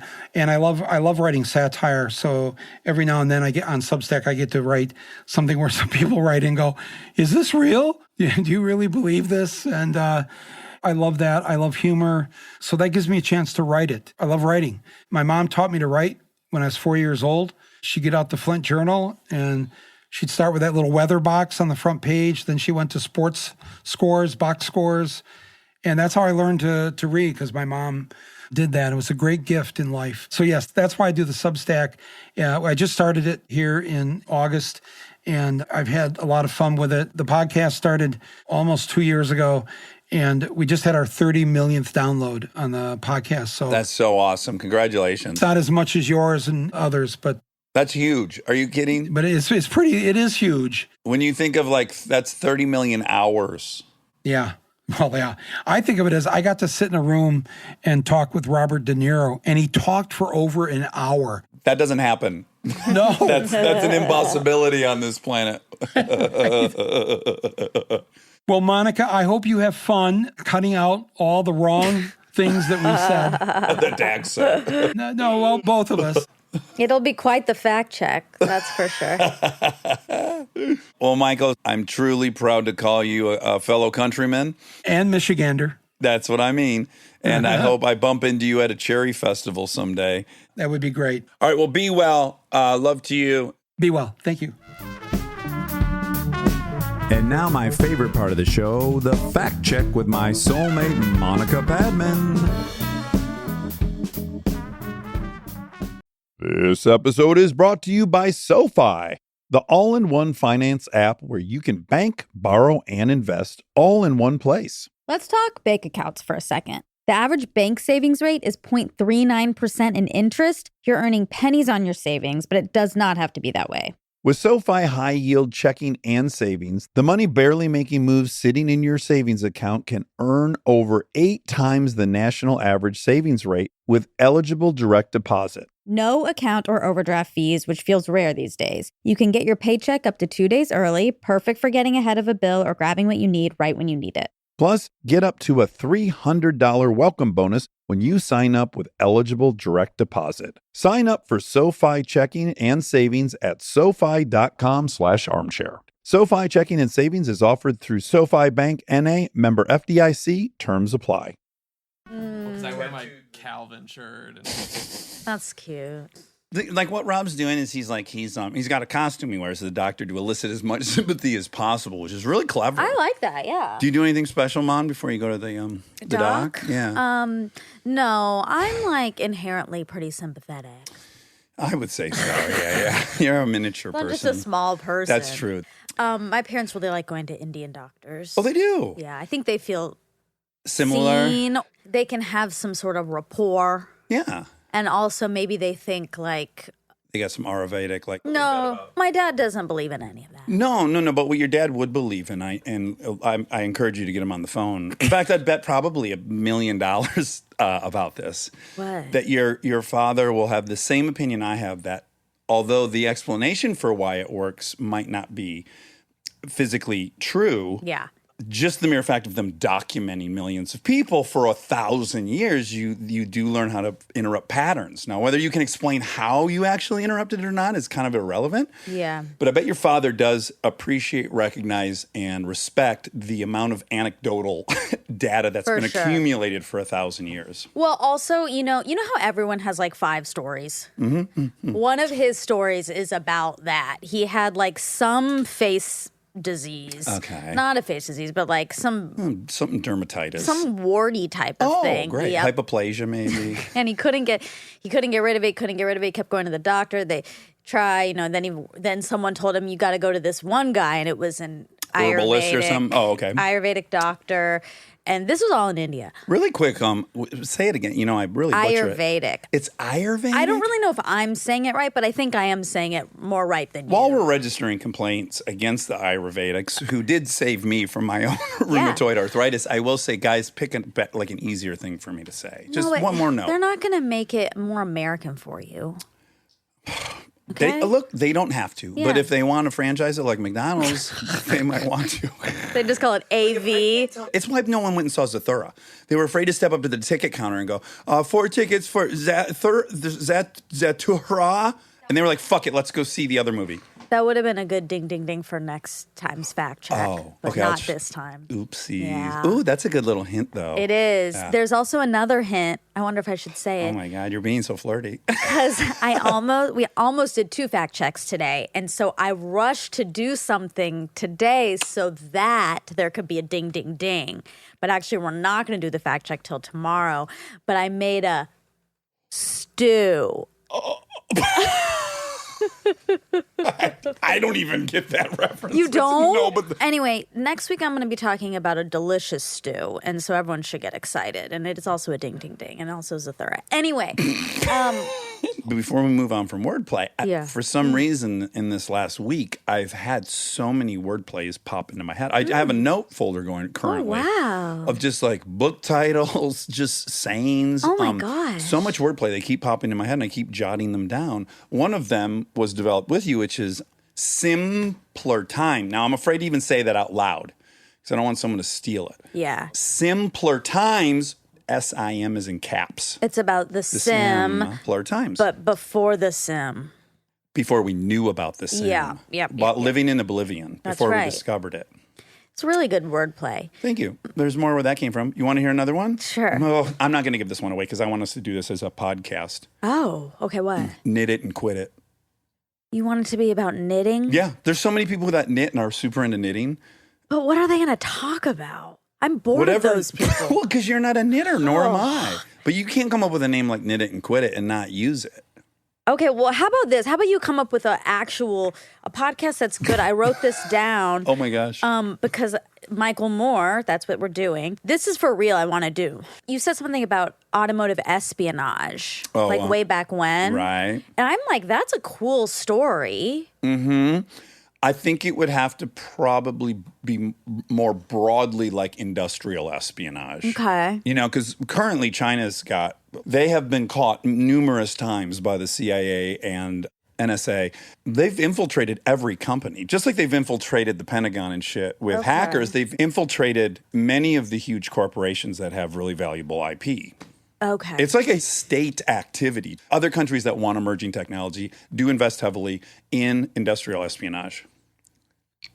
That's factual. I know you're getting so scared right now, but no, I'm not. I got a little bored. You know, I was just thinking. It doesn't take much to lose you, man. No, it doesn't. It was like 3 sentences. I know. Sorry. Well, because I was actually thinking of it more of like a like that podcast we liked about the song Winds of Change. Winds of Change. Yeah. Where it's like telling the story of that. I feel you were more thinking of it as like a 12-episode thing. Exactly. And I don't think like that. I know. You think like the BBC and I think like NBC. That's right. You want it to go on forever. Yeah. But I'm just thinking that would be a cool story to tell of all of that automotive espionage that was happening with GM at the time and all of that. Yes. That would be cool. Anyway, so dibs, TM. TM is trademark. Oh, trademark. But did we talk about DeLorean at all in this episode? I can't remember. Because they've done a whole 5 or 10 part docu-series just about John DeLorean. Remember that car in fucking Back to the Future? Yeah. The DeLorean. Mm-hmm. That comes from John DeLorean, who was at one time an engineer and then a marketing, maybe it was just marketing, but he invented basically the GTO at General Motors, which was a very high-powered light car. He kind of invented this category for GM, and it became wildly successful, and then he rose through the ranks, and he was quite high up, but he had developed this cachet because Detroit was more like Silicon Valley then. He was I lost you. No, I did. No, I did. Only for half a second, but I'm here. I'm here. I promise. He became like best buddies with Johnny Carson. Oh, that is cool. Like, I think that really says everything about the context of the automotive industry is that, like, the head of General Motors right now isn't going to become best friends with Jimmy Fallon. Yeah. It doesn't have that cachet, but someone from Silicon Valley probably is best friends with Jimmy Fallon. I mean, Bill Gates is best friends with us. Precisely. Yeah. That's right. So anyways, DeLorean had like a supermodel wife. He hung out with Johnny Carson. He was this big baller and decided to launch that company. It's a crazy story. Well, that was episode 1 of the podcast that we're going to do about automotive espionage. So I just want you to come up with a good name for that podcast since you're writing down names and stuff. And I'm going to probably snit it and quit it. Okay, I'm going to start another organization. You're gonna head up a podcast on knitting? Yeah, because you know why? That's our jump in the shark moment. No, would be my guess, there are more knitters in America than armchairies. Just because there are more of something doesn't mean it's interesting to listen to. For them, it would be hugely interesting. And I like the notion of like giving people our irreverent take on now knitting. There's like all these knitters and they're not grandmas and they probably feel like grandmas. They're like Laura and Kristen. Maybe they want like a punk rock thing, you know? Or just full ASMR. Fucking A, could be that. I don't know. But that doesn't make any noise. It doesn't even make noise knitting. That's how boring it is. You know what you're doing? I got a new podcast idea. Shit on it and quit on it. Okay, I'd rather do that. I'd much rather do that. Sounds way more interesting. Anywho, back to Ayurvedic. Oh my God. That's where we started? My dad had warts. Oh, well, don't. Let's not call them that. Let's call it a hypoplasia. Some advanced cell growth on the dermis. Anyway, he was urged to go to this special guy, and he's very skeptical and was like, I guess what do I have left? And came right off. I have a crazy question. So you know how herpes simplex It wasn't herpes. No. Okay. Bear with me. If I can hold your attention for 6 seconds, I'll try to get it out. There's herpes simplex 1 and 2, and some are on your mouth and some are on your genitalia. It might be that your father had pussy pachydermis on his face. No. What did we decide pussy pachydermis was? Thick skin. Extra thick skin on the vulva. Yeah. Right. So if that's a condition one can have in their genitals, like herpes, why can't it also be on the face? Remember when you didn't want it to be warts, and now you're saying it's pussy pachydermis of the face? That's way worse. No, it's not. If a dude gets caught in public and you're like, bro, you got some pussy on your face, that guy's like, oh, thanks for looking out. And then you kind of feel cool. See, Rob already feels flattered. He's over there smiling. His cheeks are red. He hates this. He loves it. Hey, Rob, you got some pussy on your face, and Monica's here, so just clean that up. That is so much worse than Rob. You have warts all over your face. Monica's here. What Okay, the fuck? all of that is just, it's uncouth. Like, you shouldn't ever call out someone for stuff on their face anyway. Totally agreed. Step one. Totally agreed. Okay. But if you had the option of one of your best girlfriends telling you, Money, you got a little dick on your face, or Money, you got warts on your face, what would you pick? I think Come on, this is a no-brainer. it's not a no-brainer. It's not. Like, This isn't a... What are you talking about? because, Evidence of dick on your face would be like, you had a wild night. yeah, but it would also be like, I'm irresponsible. Like, I didn't clean up my face. Whereas, Well, look, you were... Evidence of dick too. Is that just Yes. Don't semen? get... No, Or like guys, it's not an ejaculate. flesh? No, guys, maybe some marks where like there was some light smacking on the cheeks or something. Who knows what happened. Point is, it's the only argument I'm making is almost everything's preferential to warts. all right. Okay? Okay. All right. We can just wrap it up there. I'll put a pin in it. This is a little bit of a ding ding ding because I do have an issue going on with my ear. It's not warts, but it's bad. You know what I think it might be? It's not cauliflower ear. No. Anus maxillodermis, which again can exist on the earlobe as well as the anus. gotta Anus go. maxillodermis. I have earrings in. I have earrings in my cartilage, the top of my ear. I got my ears pierced, and It's rough. it's too far gone. Don't zoom in on any of these pictures we've been taking and look at it, guys. Listen, why we all love you, why I love you for certain, and why we connect so much is you're so fucking stubborn. It's amazing. It's amazing. It's amazing. I'm an optimist. That's what I said last episode, and I'm sticking by it. Like I'll have like 2 diarrheas in a day, and then you start panicking. Like you'll start hitting me like, where are you at with your electrolytes? You're the electrolyte police, right? Like, Yeah, and I you am. start panicking about my electrolytes, and Yeah. I appreciate the attention and the concern. But you have a full-blown double whammy infection, 2 holes, both sides. Like you have 4 infections going on your ear right now, and you're still on the fence about whether you want me to cut out that fucking earring. I just think it's on its way to getting better. It's not. I just looked at it. It's a fucking mess. You have anus maximus on your earlobe. And we got to get rid of it like ASAP. This isn't for an Ayurvedic. Some herbs aren't going to clear this up. I got to get in there with the fucking wire cutters and get that thing out of your ear. Can I ask you to cover your ears real quick? Like literally, I'm going to ask you to plug your ears. So I'm going to tell Rob something I'm going to do after I cut it out.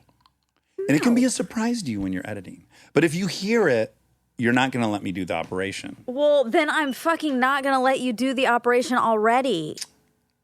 Fuck it, I'll tell it to you. I'm Okay. going to smell it when I pull it No, out. fuck no. We're not doing it. We're not doing it. I won't. But I'm going to tell you, it's going to be so hard for me not to because I'm so curious. I have to cut all this. Is No, you horrible. don't. This It's- is horrible. There's a couple of fan pages I really like on Instagram. One is Armchair Companion, one's Armchair Direct. Yeah. They asked the people on Armchair Direct to say their favorite stories that have ever been told on the podcast. I don't know if we've isolated a certain subset of armchairs or if it's broadly this is how armchairs are. But I promise you, there isn't a single story people suggested that wasn't one of the poop stories. All of them. Oh, wow. They're all the poop stories. And I thought, we're always panicked that like we're getting too gross. So I was shocked to see that and relieved and encouraged. Well, one day we're going to cross a boundary. I know it. And Yeah. I'm Don't scared let us of know. that. Don't let us know. All right. So we're inching with the smell. Well, we All like right. to get right up to that line. We sure do. Tap dance all around. Sure do. Speaking of, that is a ding ding ding and a pivot ding ding ding. But genre shift? I keep the abortion conversation in. Which, you do? Mm-hmm. Am I going to get fucking slaughtered? I don't think so. You were just saying that we need more compromise as a nation. And does one exist for that, I guess? And I kept it because one important point I think you made is we're always talking about the top 5 scariest conversations. And like we're starting these debates with these like hot button issues and it's hard because you can't get past them. And so how do we figure out what we're aligned on? So anyway, I keep it. And that's the end of the podcast. You guys, it was so great on this ride. We can't tell you guys that it's good to have discourse and then for me to edit out discourse. Like, That's I true. can't do that ethically. Yeah. The reason it's so murky is, of course, I am a man telling my opinion about this, which is already problematic, and I recognize. And nor do I think that I or any other male or any other woman should have a right to decide what another woman does. Yes. I firmly believe that. Yeah. So I have a new notebook. Yeah, stylish. I would like to give credit to the woman who actually perfectly diagnosed the brilliance of your stories. Oh, sure. And Armchair, Jacqueline wrote in the comment section that Monica's stories are Seinfeld-esque. Yeah. And I was like, boom, bullseye, bingo. That's exactly what they are. They're so mundane and they're so riveting and there's so many payoffs and setups that all come together. And she fucking nailed it. And I said I was angry at her, kind of. Because I should have seen it. It was right there. You But anyways, wanted to have that moment. congratulations, Jacqueline. Good job. Okay, I'm going to hop into some facts. Okay. And your father has pussy Don't peccadermis, say and you have that anus about maximus. him. You can say that about me, but I don't want you to say that about him. Oh, but you can say that he has warts all over his face. That's my dad. This is another great pattern of ours, actually. I was saying the reason that I felt so compelled that I had to get you a car as a gift is I had driven your car and I thought it was a shit box, and you got so defensive and we kind of argued about it, and then you were forced to drive your car for a while because the tire was flat on the Benz. Yeah. And you said to me, boy, man, you were right. That car is such a noisy piece of shit. And then I go, I know that. And I started, and you go, it's a good car. I know. You flipped right away. I thought you were inviting me to join you. And then you flipped I was it. trying to give you a little bit, but then you... I got greedy. Yeah, you got greedy. You got a little too greedy. It sounds like the windows are down even when they're up. I guess that's the best way I can say it. Or maybe even that the doors are fully open. But let me just say, I can't vote more for a Toyota. And people from Detroit will fucking hate me for saying that. And increasingly, Detroit is making that stuff. But just for the last 20 years, man, if you want to buy a car that's going to last a long, long time, that fucking Prius you got, man, windows open or closed, you could drive that car another 300,000 miles. It couldn't be more dependable. And my marketing teacher in 11th grade, Mr. Nelson, told me the number one thing that employers look for in employees, dependability, reliability. And that's two things right there that car has in spades. That's right. Ding, ding, ding. I was asked, and I don't know why or how, but I was asked to be a part of Dwayne Wade's happy birthday video. Oh, cool. Oh, my God. I'm so jealous. So this is the video I made. When you watch it, will you hold the speaker to the... But by the way, I don't even think it'll be that fun for anyone. But just I want you to see it. Okay. I'm flattered to actually wish you a happy birthday, but unfortunately, I'm going to probably deviate from how most people wished you happy birthday. I bet most people in your life are nice and generous and selfless, and they want you to have something great. That's not for me. I want us to have something great for your birthday. And so my wish for you on this glorious day that we should all be rejoicing that you entered planet Earth, I want this year for us to find ourselves in a spades game together. In fact, I've dealt out the hands, and as you can see, there's 4 hands. And so this is my hand. Let's see what I got. Oh, dang. Oh, dang. Oh. Looks like a nilly to me. I'm going nil on this. You got me on this. Let's see what your hand is. Birthday boy, what's he got? Whoa. Oh, that's good. Oh, that'll protect some. Oh, and the ace is in there? Another? Oh, what are we talking about here? Oh, shit. Oh, my God. Oh, and top 9 spades? Holy shit. We going nil 10 for your birthday. Not shocked. Can you imagine being at his party in that video? Did you plan the cards? Of course. Oh, Yeah. I really But, believe oh that. my God, you did. That's great. Yeah. But I can't imagine I made the cut because I'm sure everyone else's video was like well produced and everyone looked good in it, and I looked terrible. And it was Robbie gave me, he's like, today's the deadline. I made that at 11:28 p.m. Oh, right? wow. I'm panicked, bad lighting. I look ugly, but I got this idea. I did it.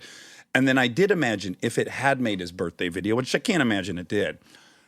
Anyone in the room who doesn't play spades is like, this is the worst birthday message I've ever seen. Like, what is he But if you do play, If you do play, that it's was special. great. Oh, And I thank you. really thought it was real. And I'm a little disappointed. But it was a birthday wish, Monica. I know, but like, I thought it was simpler Oh. times. Anyway, that's fun. Okay, anyway, Michael Moore, do they make Lazy Boys in Grand Rapids? Lazy Boys World Headquarters is located in Monroe, Michigan. Monroe, that's the site of the humongous nuclear reactor that we have in Michigan. Oh, cool. Yeah. It's a zero waste to landfill certified sustainable building. That's cool. Also, I mean, there were like 7,000 facts said on this episode. So He and I kind of shared that, kind of just spouting shit off we read 10 years ago. Characteristic, yeah. I think. Yeah. So I for sure missed some, but I did the best I could. Are tomatoes indigenous to North America?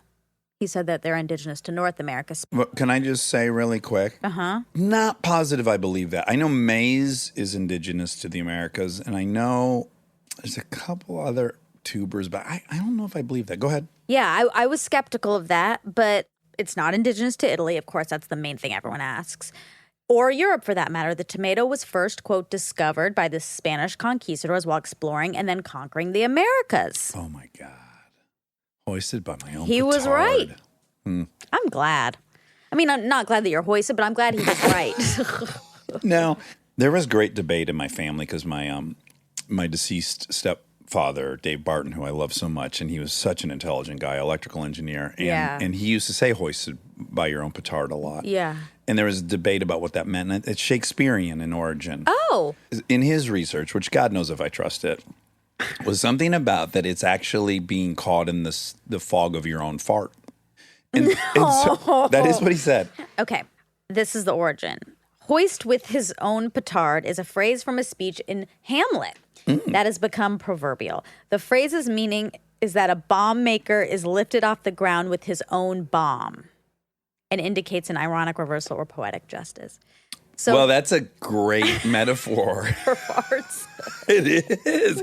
If like you're stuck in your own fart smell is the same as like being blown up in your own bomb. So God damn it, Barton, good on you. Well, he made it his own, but it definitely in Hamlet was not talking about farts. He armchair experted it, and I appreciate it.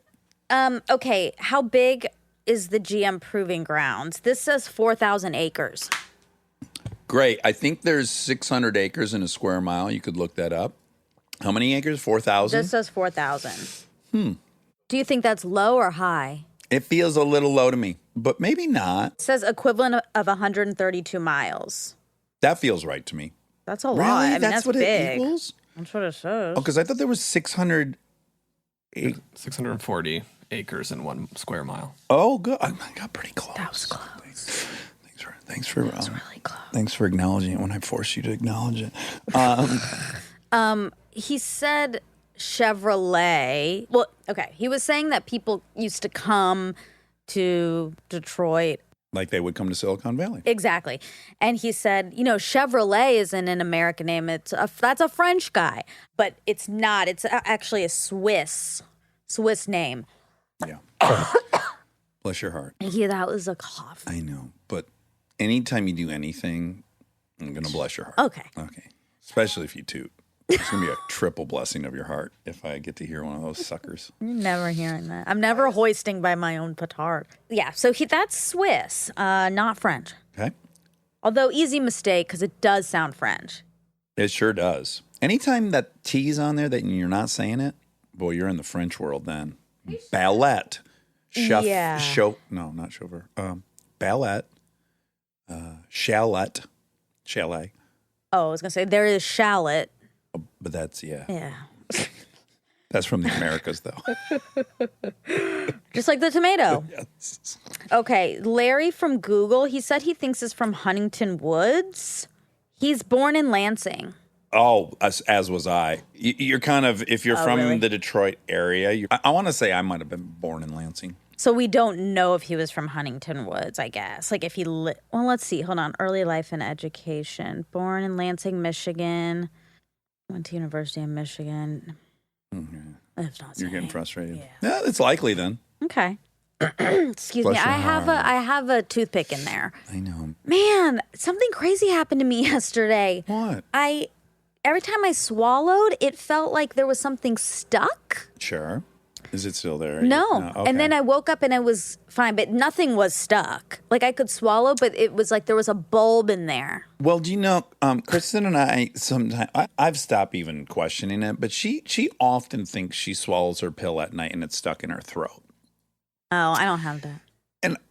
But you do take pills at night. Yeah. But it wasn't after your. No. It was starting Predated. at like 1:30. And it went through the night. Like through the night, I kept swallowing to test it, and it was weird. And this is on the heels of discovering you have an arm tumor, so it must have been rattling. A lot was happening yesterday. Yeah. Which she does not. That's her. Just everyone. That's her diagnosis of it. That's not it. Don't worry about Monica. She hasn't gone to the doctor and wasn't told she has an arm tumor. I don't have an arm tumor. I don't have the bulbous throat, and I don't have an ear infection. You have an enormous. You have 4 ear. You're right. You don't have an ear infection. You have 4 ear infections. So you're right. We agree.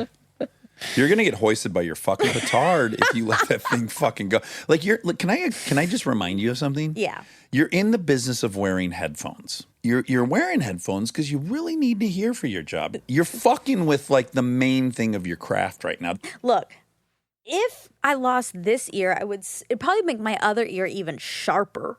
No. Okay. You're going to take it out and it'll be fine. Great. But I am sad. About? I don't know if I'll be able to get it, if I'll be able to re-pierce them. And then I really like them. Yeah. You and I do, this is where we diverge a little bit. We compute the world a little bit differently. Yeah. I generally try to work backwards. Mm-hmm. So it's like, that's great that that's your desire. But I work backwards from, can you leave these in my ear? Like, can I leave these in my ear? I start there. Can I leave them in my... No, you cannot leave those in your ear. Like, that just... You can't. They're wildly infected. You can't fucking leave them in your ears. So before you evaluate how badly you want those, you have to start with, can I? Yeah, no, you're right. But I do say, can I? And, I've seen it go through a lot of change. Oh, my God. And I mean, you might go septic. This is... I don't even want to talk about it anymore. Okay, fine. Okay. Mind you, you can't sleep at night because my electrolytes might be low. And you've got gangrene on your fucking ear, and I'm trying to save your life, and you're worried about my electrolytes. Please proceed. Your electrolytes are bad a lot of the time. And your petard stinks. And you're fucking hoisted by it. You're like 80 feet off the ground right now from your stank. Okay. Simpsons, Homer, he said he belonged to like the woodcutters or something. It was like an Elks Club. Yeah. The Springfield BPOE was a branch of the Benevolent and Protective Order of Elks, a social club. So it wasn't woodcutters, it was BPOE. Oh, okay. And there's like a lot more that I'm going to skip. Because it was so long. Yeah, it was just long. This was really one of, I can't tell if it's objective, but this has been so fun, this fact. Oh, yeah. Oh, I thought you meant the episode. No, well, I do want to just say he's a sweetheart. I know he's a very polarizing person, though. Yeah. But he is a sweet human being that Yeah. really wants other human beings to have better lives. Now, and you could totally disagree with his approach to that, but you got to recognize that. I totally agree. He's done so much for so many people and really cares about humans. He works his ass off at it. Yeah.